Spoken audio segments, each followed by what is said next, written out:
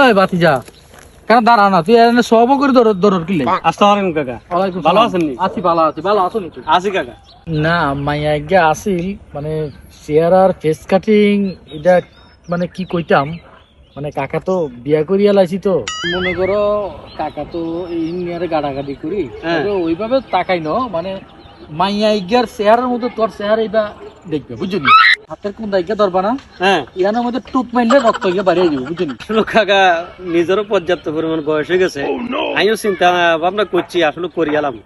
আসলে ব্যাপার হচ্ছে কাকা, টিয়া পয়সার বিষয় আসলে কিছু 2-4-5 লাখ টাকা লইতে পারবেন নি?